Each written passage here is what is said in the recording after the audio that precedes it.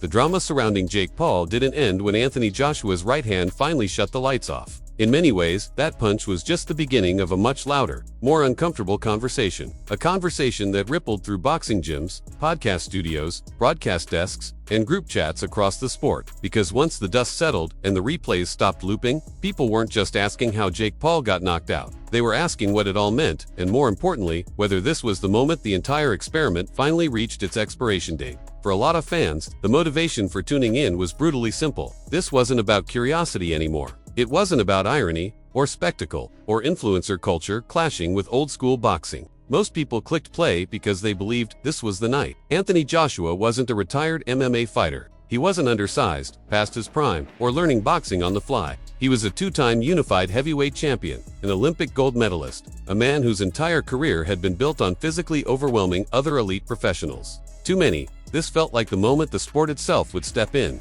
and restore order.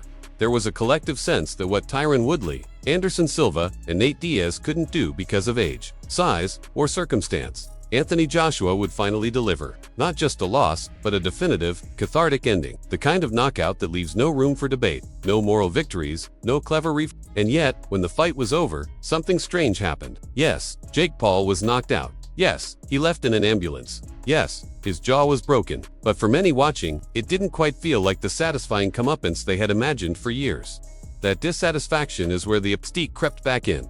The fight lasted longer than most expected, and in combat sports, time itself becomes a narrative weapon. Every round, Jake Paul survived, added another layer to the story, another angle for defenders to lean on. Instead of a quick erasure, it became a prolonged struggle. Instead of being dismissed outright, Jake found a way to frame survival as significance. And that's why, even in defeat, even after being knocked out by one of the most dangerous heavyweights of his generation, the conversation didn't close. It widened. Boxing professionals watching the fight were quick to point out the uncomfortable truth. The reason the bout lasted as long as it did had very little to do with competitiveness in the traditional sense. Jake Paul didn't try to outbox Anthony Joshua. He didn't stand and trade. He didn't attempt to impose a fence. He did one thing, and he did it relentlessly. He stayed elusive. He moved laterally, constantly circling, constantly resetting, never allowing himself to be trapped for long. From a survival standpoint, it was effective. From a purist's perspective, it was frustrating. There was a grudging respect in some reactions. Credit where it's due. Jake Paul understood his limitations. He understood that engaging in a real firefight would end badly and quickly, so he avoided it at all costs. He stayed on the gas, using footwork and clinches to disrupt rhythm, buying himself time until the gas tank finally emptied. And when it did, the ending arrived swiftly and violently. Exactly as everyone predicted it would. That's where the retirement talk started to feel heavier. In the aftermath, Jake Paul floated the idea of stepping away, of reassessing, of possibly retiring. And that idea alone sparked a second wave of reactions. Not from fans this time, but from fighters, trainers, and analysts who've lived their entire lives inside the sport. For them, the question wasn't emotional. It was practical. What is Jake Paul actually trying to be? Jake has said, repeatedly, that he wants to be a cruiserweight champion. On paper, it sounds ambitious, inspirational, but when professionals dissect that claim, the roadblocks become impossible to ignore. Boxing is not a ladder you can skip rungs on forever. At cruiserweight, the division is filled with seasoned fighters who've spent a decade sharpening their craft against people just as dangerous as they are. These aren't aging legends or crossover names. These are specialists, men who live and breathe boxing fundamentals. The Joshua fight exposed a fundamental issue. If Jake Paul's strategy against elite competition is to exclusively avoid engagement, then how does that translate into a legitimate title run? Elusiveness can keep you alive, but it doesn't win championships. At some point, you have to actually fight. You have to take risks. You have to impose your will on another trained professional who's trying to do the same to you. That's where skepticism sets in. Short of leveraging his massive popularity, there's no clear competitive pathway for Jake Paul to reach a legitimate cruiserweight title shot. Rankings exist for a reason. They are built through consistent wins over credible opposition. And while Jake's name alone can sell arenas, belts are not handed out for pay-per-view numbers. At least, not without severe backlash from the sport itself. And yet, the business side of boxing complicates everything. Because if the goal isn't legacy but revenue, then the options suddenly multiply. Boxing professionals were quick to point this out. Jake Paul doesn't need a belt to keep making money. There are fights out there that don't require him to test himself against elite boxers in their prime. A KSI fight remains a massive event, driven entirely by audience overlap and rivalry. A Tommy Fury rematch still has unresolved tension, unfinished business that fans would tune in to see resolved, one way or another. Those fights make sense financially. They're safer, they're controllable, and they fit neatly into the lane Jake Paul carved out for himself before stepping into the deep end with Anthony Joshua.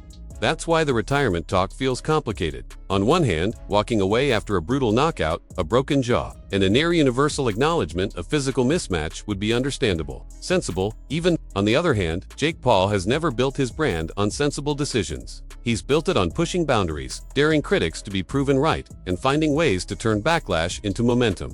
The Joshua fight, despite ending in a knockout, gave him something unexpected. It extended the conversation. Instead of being erased, he survived long enough to fuel debate. Supporters point to the rounds he lasted. Critics point to the way he ran. Analysts point to the referee, the clinching, the lack of real offense. And in the middle of it all, Jake Paul remains the center of attention, which has always been his strongest position. For boxing professionals, though, the takeaway is more sobering. They see a sport that once again flirted with spectacle at the expense of structure. They see a heavyweight champion placed in a strange position, following an elusive opponent rather than being allowed to simply dismantle him. They see a fight that existed more as content than competition, and they worry about what message that sends to younger fighters grinding through the rankings, fighting 8-rounders in half-empty arenas, risking their health for a fraction of the money. At the same time, they can't fully dismiss Jake Paul because dismissing him hasn't worked yet. Every time the sport predicts his downfall, he finds a way to stretch the narrative a little longer. Not by winning convincingly, but by refusing to be finished quickly. That alone has created a strange paradox.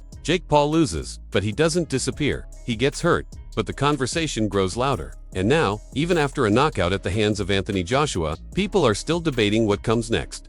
Instead of closing the book, that's why this moment feels different. For the first time, the physical consequences are impossible to spin. Broken jaws don't fade from memory, like decision losses. Hospital beds don't lend themselves to bravado. The image of Jake Paul, wired shut, facing months of recovery, cuts through the noise in a way highlight clips never could. And boxing professionals know that damage accumulates. You don't reset after something like that. You carry it forward. So when Jake Paul talks about retirement, even hypothetically, it lands heavier than before. It doesn't sound like trolling. It sounds like a man standing at an actual crossroads, forced to choose between ambition and self-preservation. Does he double down, chase legitimacy, and accept the risks that come with fighting real contenders? Or does he retreat to safer, more lucrative matchups that keep the brand alive without further threatening his health? Or does he walk away entirely, cashing out with his body mostly intact and his bank account overflowing? Boxing pros don't all agree on what he should do, but many agree on one thing. The Anthony Joshua fight removed the illusion.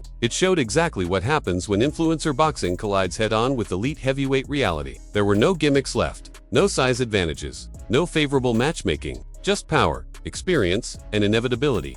And inevitability won.